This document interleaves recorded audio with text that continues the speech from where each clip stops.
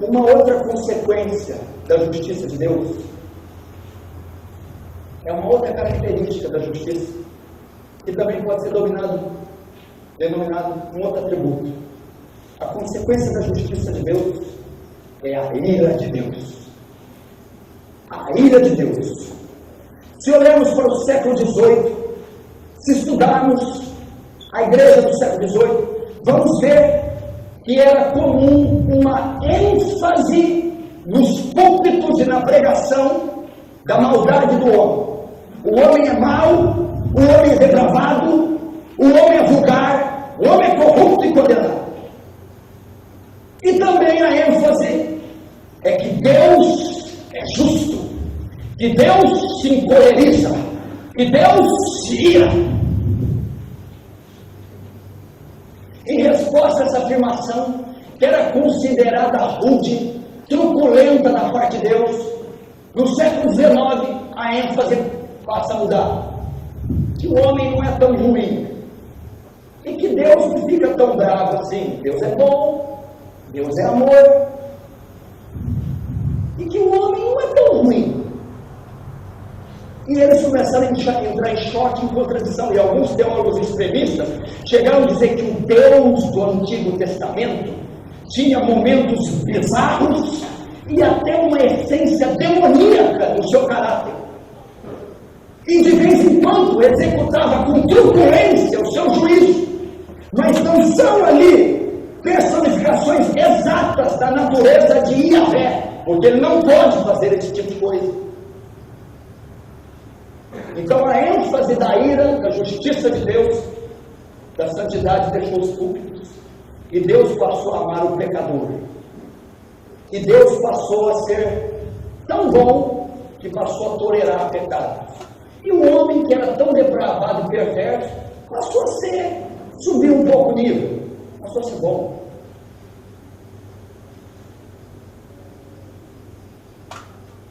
Não é isso que a Bíblia afirma. A Bíblia diz que Deus se ira. A Bíblia fala da violenta, da santa, justa ira. Deus é um Deus irado. Deus se ira. Deus é um Deus que ira. O que significa essa qualidade do caráter de Deus? A ira vem da palavra hebraica bufar pelas narinas. Deus se encoleriza tanto, é um Deus tão irado que ele bufa pelas narinas. É como um touro, dependendo da raça. Se você passa para ele bufar as narinas, sai correndo, porque ele vai atacar você. Você quer ver a prova disso? Salmo 7,11 diz assim: que Deus é um Deus que se ira todos os dias. Deus está irado todos os dias. Salmo 7, verso 11: Deus é justo juiz, um Deus que sente indignação todos os dias. Se o homem não se converter, afiará Deus a sua espada, e já armou o arco e tem ele pronto. Para ele preparou já instrumento de morte, e preparou suas setas inflamadas. Tem uma tradução que Deus é um Deus que se ira todos os dias. O que é a ira de Deus? O julgamento de Deus vem em forma de ira. Deus é um Deus justo, não é? Um Deus que a sua justiça demanda que ele venha punir, que é injusto. Essa punição vem em forma de ira, cólera, revolta. Notem, presta atenção. Você não tem dificuldade de aceitar a ira de Deus, porque você pensa que é a mesma ira que você tem. Quando você pensa em ira, você pensa em alguém vermelho, com raiva. Aqui não está falando de uma emoção, de um sentimento. Ira de Deus não é um Deus que está bravo de pisar no pé dele. Ira é a reação que Deus tem contra o pecado por causa da sua natureza. A santidade e a justiça de Deus não são passivas. Quando a santidade e a justiça de Deus se depara com a iniquidade, elas têm que puni-la, e essa punição vem em forma de ira. Pastor, mas por que ele está irado todo dia? Por que Deus é um Deus irado? Porque todos os dias ele contempla as fontes de iniquidade sendo jorradas da sociedade. E essas iniquidades e pecados são uma afronta à santidade dele e à justiça. E ele responde com ira. Veja o Salmo 5, verso 5.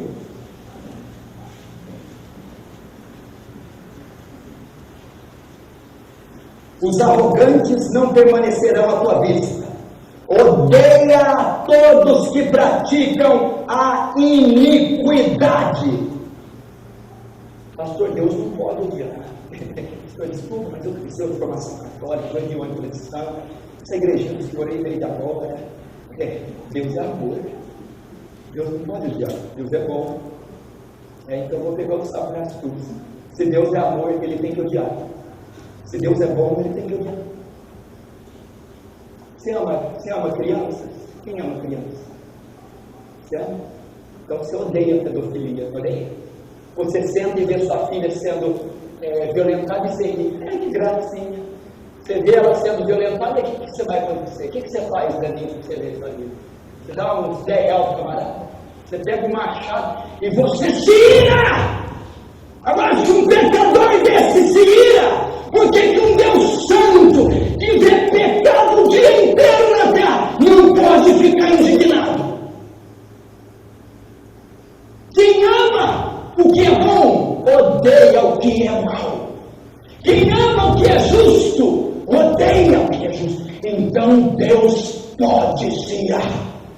Você está assistindo o noticiário, você vê lá. Estuprador pega 15 criancinhas, estupra e degola. Legal. Você está do lado dele, você dá um tapa, seu doente. Como você consegue ver isso e não ficar revoltado? Olha esse canalha! Agora Deus tem que olhar essas babaquices, esse inferno, e tem que ficar tranquilo. Deus é um Deus que está bufando pelas narinas. É um Deus que manifesta ódio, ira, cólera. É um ódio santo, uma ira santa e justa, mas não é um sentimento. Deus não fica nervoso igual o homem. É a manifestação, é a resposta da sua justiça. A justiça de Deus vem em forma de ira, de cólera. Romanos 1,18. A ira de Deus se revela contra toda a impiedade. Por que a ira de Deus se revela? Meu irmão, você não vai entender a ira se você não entender os atributos. Como é que um Deus santo, como é que um Deus justo vai contemplar o pecado, a iniquidade, a maldade, vai ficar passivo? A ira de Deus é a impassividade de Deus contra o pecado por causa dos seus atributos, santidade e justiça. Deus tem que se irar.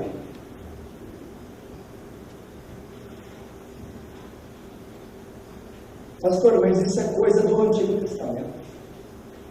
Um Deus encolerizado. Engraçado, né? Quando é para promessa, Jesus Cristo é o mesmo ontem, hoje e sempre será. Quando é para ele julgamento, não, isso é coisa do Antigo Testamento. Ele não tem sombra de variação nem de mudança. Ele é o mesmo Deus. Então me mostra onde que Jesus ficou irado no Novo Testamento, quando ele entrou na casa do Senhor, no templo, e os campistas estavam lá, ele pegou uma toalha, ele manifestou a ira de Deus contra o pecado na porta do templo. Você quer ver uma declaração dele? João capítulo 3, da ira. João capítulo 3. João 3, verso 36, diz assim: por isso quem crê no Filho tem a vida eterna. O que todavia se mantém rebelde contra o filho, não verá a vida, mas sobre ele permanece o quê? Permanece o quê? A ira de Deus. A ira de Deus. A ira de Deus. O que significa? Vamos tentar entender isso melhor aqui. Efésios capítulo 2. Abre Efésios. Efésios 2. Verso 3. Entre os quais também todos nós andávamos outrora, segundo as inclinações da nossa carne, fazendo a vontade da carne e dos pensamentos, e éramos por natureza filhos da ira, como também os demais. Só que aqui tem um adendo. A ira não vem só pelas nossas ações. A ira vem pela nossa concepção. Éramos filhos da ira por natureza. Porque viemos com a semente de Adão, com o pecado. E Deus responde contra o pecado em forma de ira. Éramos filhos da ira. Estou falando de ímpio. Quando converteu. Quando era ímpio, éramos filhos da ira. Por natureza. Deus se ira porque o pecado está instalado no coração do homem.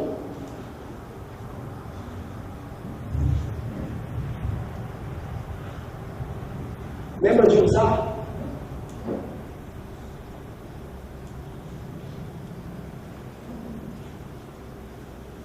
Estava carregando a arca. Os bois tropeçam. A arca de Deus era o símbolo da presença. Era santa, ela não podia ser tocada. Você tem que carregar ela com 2 paus, 2 hastes. Quem tocar na arca morreria. Não pode, é santa. Está trazendo ela uma carroça. Os bois tropeçam, a arca vai cair. O guia da carroça, então você corre para pegar. Quando ele toca na arca, Deus fulmina, ele mata. Por que Deus matou? Uma atitude impensada. O coitado de Uzá foi proteger a arca. Uzá era da tribo, da família dos coatitas, uma família sacerdotal, que os filhos aprendem o serviço sacerdotal desde pequeno. Então Uzá sabia toda a prescrição. Não pode tocar na arca, a arca é santa, a arca é o trono de Deus, você não pode tocar. E quando a arca vai cair, Deus Uzá quebra todos os princípios, transgride toda a lei e toca na arca santa. A justiça de Deus demanda que ele se manifeste contra Uzá em ira e mate a Uzá. Deus manifestou justiça sobre Uzá em forma de ira, matando. Por quê? Por causa dos 2 atributos. Santidade demanda a pureza da arca. Com a mão impura não pode tocar. Justiça demanda o princípio que ele quebrou. A arca não pode ser tocada. Ele quebra a justiça e a santidade. A resposta de Deus vem com ira. E ele mata Uzá.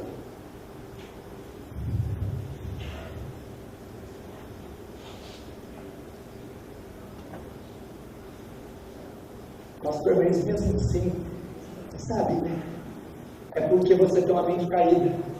Com você, passa. Não, isso não dá nada não. Deus tem excelência moral. Deus é sim e não. Deus age de acordo com a sua lei e com o seu caráter.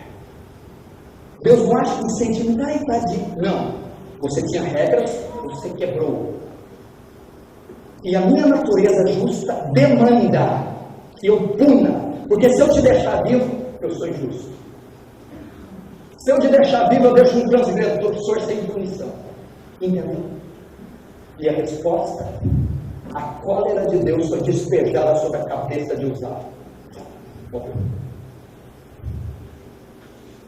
Nadab e Abiú. A mesma coisa. Vamos ler Levítico 10. Para nós entendemos um pouco mais da justiça e da ira de Deus.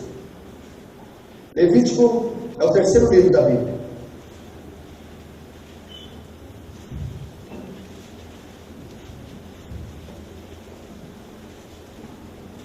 Levítico 10, Gênesis, Levítico, capítulo 10, verso 1. Nadab e Abiú, filho de Arão, tomaram cada um seu incensário e puseram neles fogo.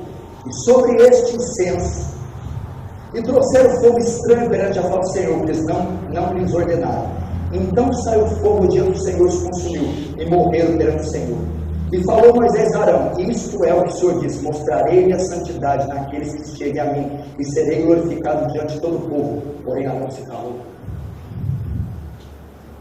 Eles subiram no altar para oferecer incenso, só que eles colocaram um matinho estranho lá. Tinha uma receita que Deus passou na Bíblia para a erva do incenso ser correta. 2 pirralhos colocaram qualquer um e subiram lá para queimar. Quando ele sobe e começa a queimar, Deus mata. Por que Deus matou? Porque no capítulo 8 Deus passa toda uma prescrição para os sacerdotes, como que tem que subir, como que tem que queimar, e ensina tudo para os filhos. Eles vão e arrebentam com tudo e queimam. Deus vai e mata. Você pode pensar uma atitude muito pesada. Os meninos foram lá, erraram, mas por que Deus matou? Por causa do verso 10. Por causa do verso 3. Isto é o que o Senhor falou: mostrarei a minha santidade naqueles que se cheguem a mim, e serei glorificado diante de todo o povo. Eu não permitirei que a minha santidade seja tocada por aqueles que me servem. Eu tenho que ser honrado diante do meu povo pelos meus sacerdotes. Então, por eles ter cometido esse ato de impureza, Deus responde com ira, porque a natureza santa de Deus não podia tolerar aquela sujeira, e a justiça de Deus não podia tolerar eles ter quebrado toda a regra que ele tinha ensinado para Arão e seus filhos. E a resposta para Deus contra a impureza deles e a injustiça deles foi a sua justiça, que veio em forma de cólera. Deus matou. Nossa, pastor, Deus mata? Deus mata. Isaías diz: eu mato, eu faço viver, eu enfermo, eu saro, eu sou Deus, faço todas essas coisas. Você acha que é diabo que manda no mundo? Diabo é um piolho. Quem manda no universo é o Senhor.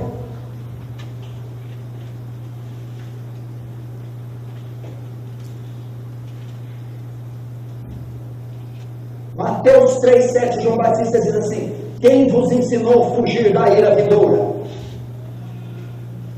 Olha esse texto de Apocalipse 6,17. Escuta. Porque vindo o grande dia da sua ira, quem poderá subsistir? A Bíblia diz que vai chegar o dia do Senhor, é o último dia. E a Bíblia diz que esse dia é o dia da ira. A ira do Senhor está vindo sobre a terra. A cólera do Senhor. Deus está bufando, porque a iniquidade do planeta Terra está subindo ao céu como aroma podre nas narinas. Você está aqui sentado confortávelzinho, você não tem ideia das orgias que está acontecendo agora. Você não tem ideia dos crimes hediondos, e está subindo aos narizes, e Deus está furioso. E ele vai despejar a cólera dele nessa terra. De onde você tirou isso, pastor? Ué, com 66 livros da Bíblia. Está recheado disso. Colossenses 3,6: mortificai vossos membros, a prostituição e a impureza, coisas pelas quais vem a ira de Deus. Por que as pessoas e até cristãos não entendem a ira, o juízo de Deus? Por que até vocês têm dificuldade de entender a ira? Porque não sabem quem Deus é, porque não conhecem a Deus. Por isso a necessidade de conhecer os seus atributos. Por que Deus se ira? E por que eu não entendo que Deus se ira? Por que Deus julga? Por que Deus condena? porque Ele é santo, porque Ele é eterno, porque Ele é verdadeiro, porque Ele é justo, porque Ele é soberano. Mais uma vez, a natureza de Deus, o caráter de Deus demanda que Ele opere justiça.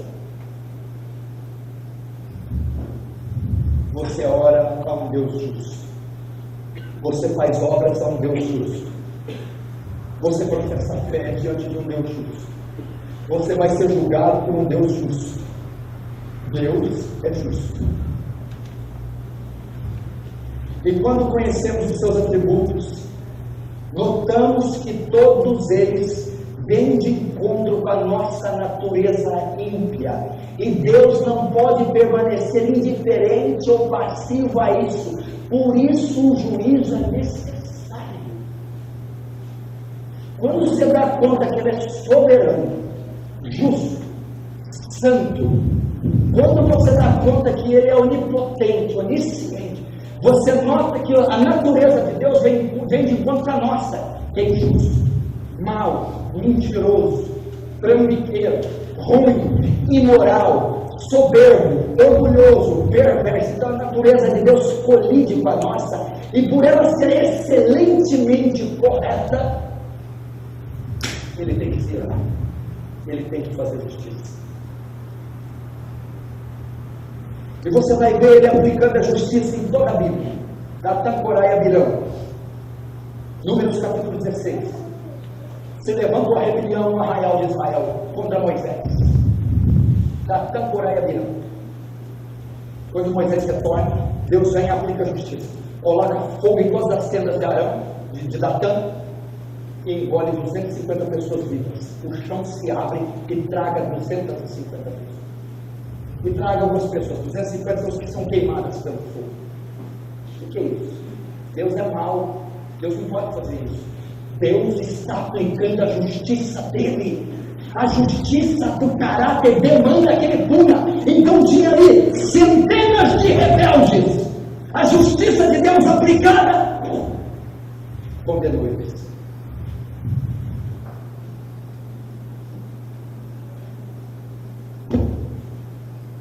Os 180 mil exércitos, 180 mil soldados do exército da Síria, Deus manda um anjo e mata os 180 mil. Por quê? Inimigos de Israel, inimigos de Deus. A justiça de Deus tem de punir aquela transgressão. Sodoma e Gomorra. Lembra dessa história de Sodoma e Gomorra? Duas cidades. Os moradores da Sodoma e Gomorra cometiam sodomia, homossexualismo. Era homem com uma mulher, pai com filho, mãe, tia.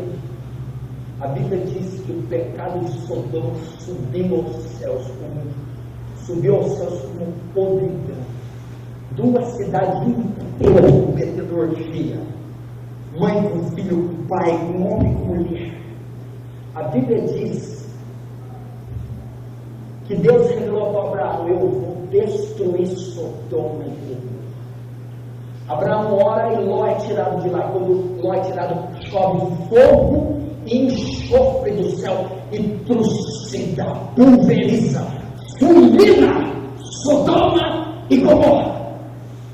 Por que fulminou? Como é que um Deus santo, justo, vai tolerar dois povos cometendo orgia e vai ficar sentado olhando? A justiça demanda que ele condene. Ele condenou. Por que ele condenou? Porque ele é justo.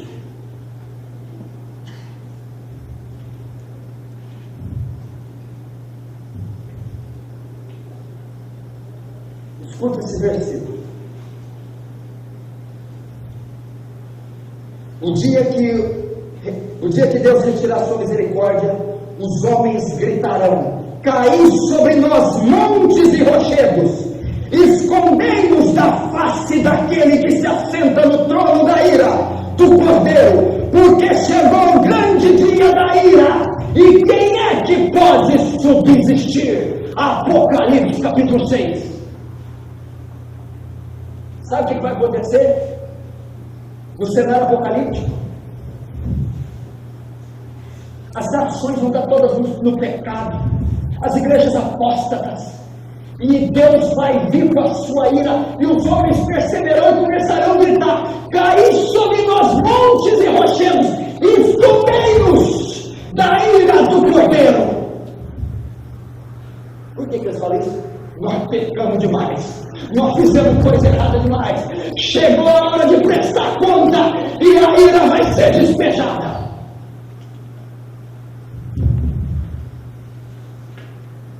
Romanos 5,9. Logo agora, tendo sido justificados pelo seu sangue, seremos por ele salvos da sua ira. Você notou o texto? Seremos por ele salvos da sua ira. Do mesmo que eu sou salvo daquele que ia jogar sobre minha ira.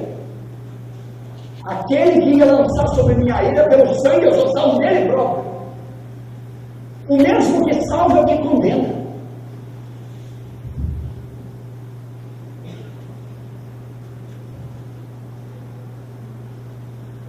Abre comigo Apocalipse capítulo 15.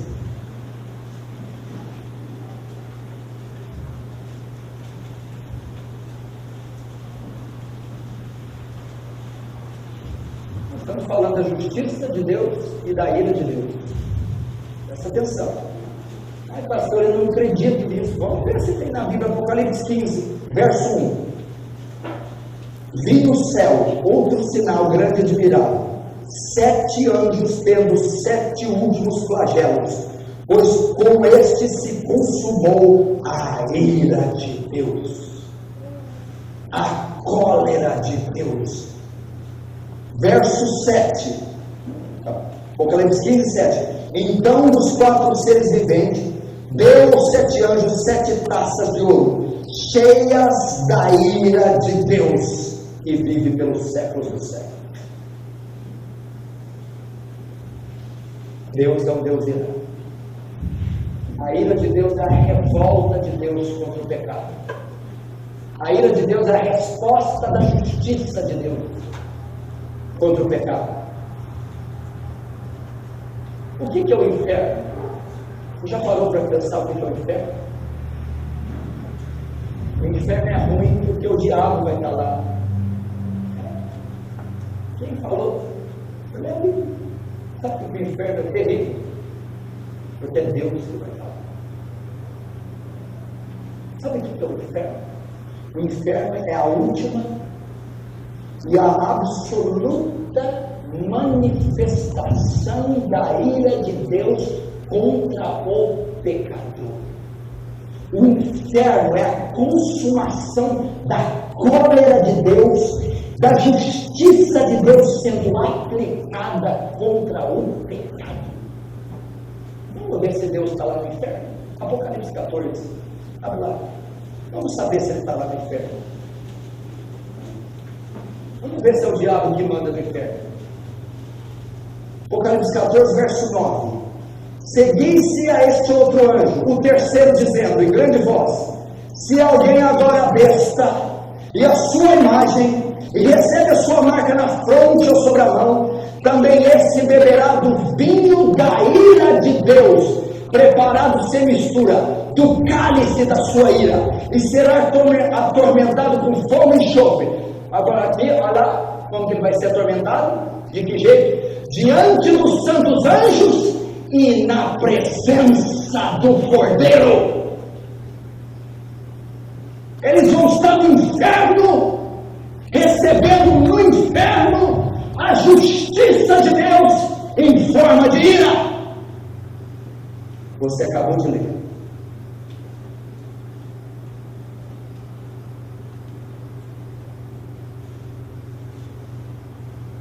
O inferno é o derramar da ira de Deus sobre a impiedade. Por quê? O inferno, por causa da justiça de Deus. O inferno é a manifestação da justiça.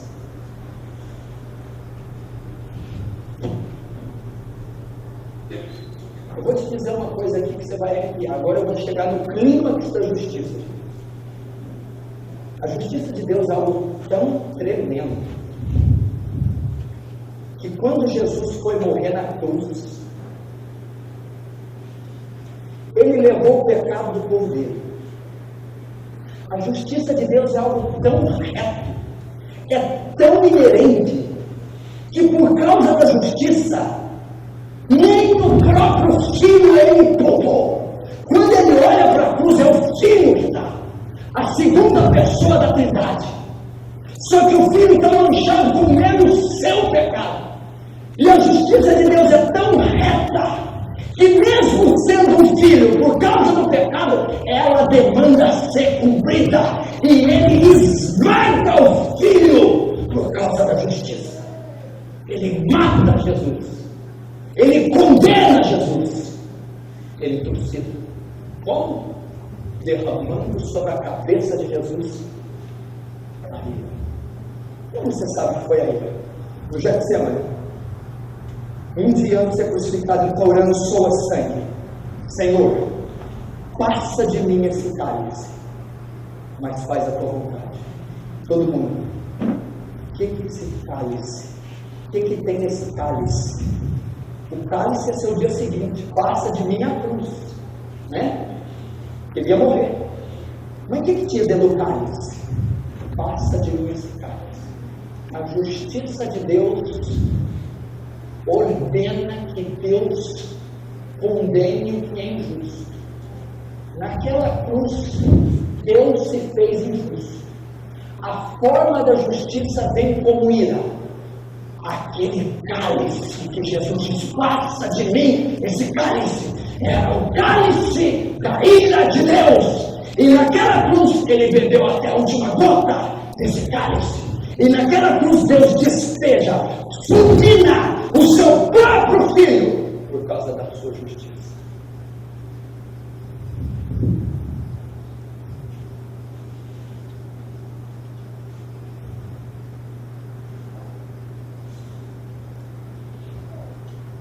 Por causa da sua justiça. Dois atributos que Deus manifesta em Cristo. A Bíblia diz que quando ele está na cruz, ele grita, Elohim, Elohim, lama sabachthani. Deus vira o rosto. Por quê? Porque a Bíblia diz, aquele que não conheceu o pecado, por nós se fez pecado, para que nós, através dele, fôssemos feitos da justiça de Deus. A santidade de Deus, que está em Abacuque 1,13, tu é tão puro de olhos, que não pode contemplar o mal. O mal estava sobre Cristo. Então Deus, por causa do atributo santidade, desvia o rosto do Filho. Por que Deus condena? Por causa do segundo atributo, justiça. O primeiro atributo Deus não pode contemplar. O segundo, Deus tem que punir. E para não punir você, pune o Filho, matando o. Aí você diz, Deus me salvou. Salvou de quê? Dos meus pecados. Não. Não salvou só dos seus pecados, não. Mas pastor, me salvou de quê? Dele mesmo. Ele não te salvou do diabo. Ele não te salvou do inferno. Ele não te salvou só do pecado. Ele te salvou da ira dele. Porque você não vai prestar conta do diabo no final do tempo. Você não vai prestar conta do demônio. Você vai prestar conta ao juiz de toda a terra.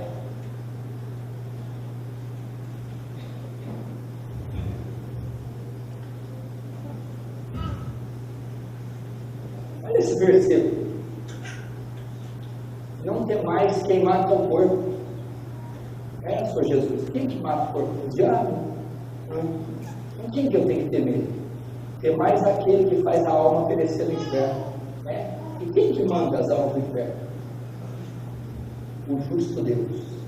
É esse que temos que ter.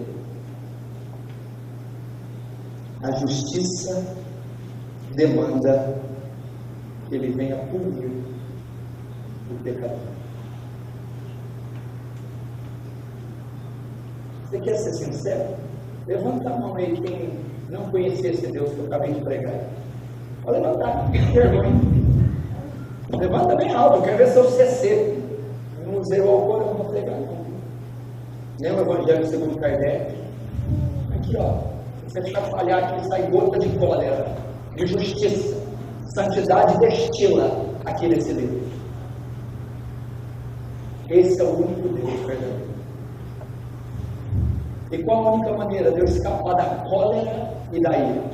Essa palavra que eu vou te citar. Pastor, qual é a maneira? Porque o senhor me aterrorizou agora. A justiça demanda que ele julgue. Eu sou pecador. Eu estou perdido. A resposta, a consequência da justiça é a ira. Eu não sofrer. Só tem uma palavra que pode te proteger, que pode apaziguar a ira, que pode bloquear, aplacar a ira, que pode impedir o julgamento. Essa palavra chama propiciação. Propiciação. O que significa?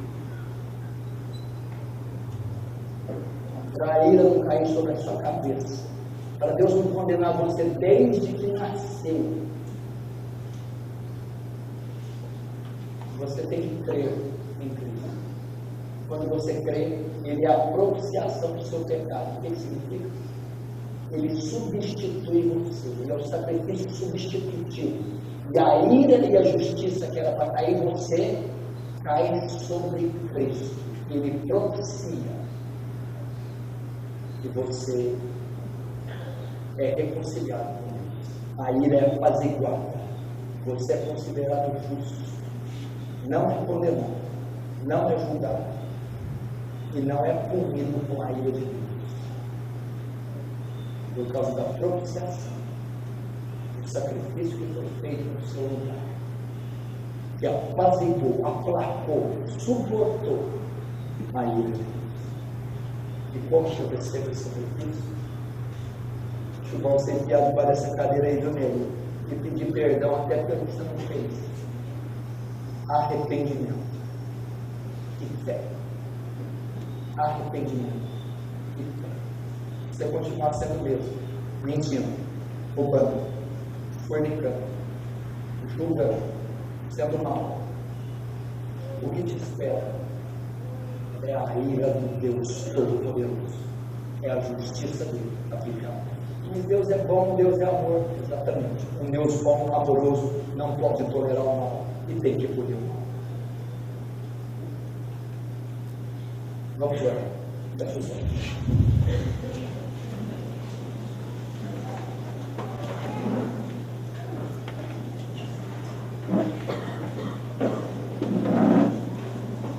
Pai Santo, Pai Justo, ó Deus, essas palavras não só nos amedrontem e nos aterrorizam, mas elas nos têm um santo temor e reverência diante da sua santidade. O Senhor não veio para julgar o mundo, mas para salvar o mundo. Mas aqueles que te rejeitaram, não creem no Filho unigênito do Pai, esses receberão o julgamento. E a sua cólera será despejada. Senhor, nós temos pouco tempo, Senhor. Essa nação está debaixo de juízo. Esses pastores estão debaixo de juízo. Essas falsas igrejas estão debaixo de juízo. E tudo que as espera é a sua violenta cólera. Deus tem misericórdia. Abra os olhos dessa nação, Senhor. Abra os olhos desses cristãos equivocados, ignorantes e cegos. Deus, leva eles de volta para o Evangelho. Leva eles de volta a conhecer sua natureza, seus atributos, sua justiça. Deus, todo o pecado que eles cometem, que nós cometemos, é uma ofensa contra a sua santidade. É uma ofensa contra a sua justiça. E o Senhor não pode ficar passivo. Isso será punido com sua ira. Mas Deus usa de misericórdia. Abre os olhos do teu povo. Abre os ouvidos. Traz a verdade de volta aos públicos. Traz o Evangelho bíblico verdadeiro. E traz o único Deus verdadeiro aos corações e mentes do teu povo. Para que no dia da ira sejamos poupados. Sejamos poupados. Ó Deus, ser Cristo nossa propiciação. Ser Cristo nosso advogado. Ser Cristo nosso sacrifício substitutivo. Ó Deus, e pelo teu Evangelho, o teu Espírito, leva os homens, leva a mim, leva os incrédulos a se arrependerem e crerem no Evangelho de Jesus, para que sejam salvos e poupados naquele dia. Amém e amém.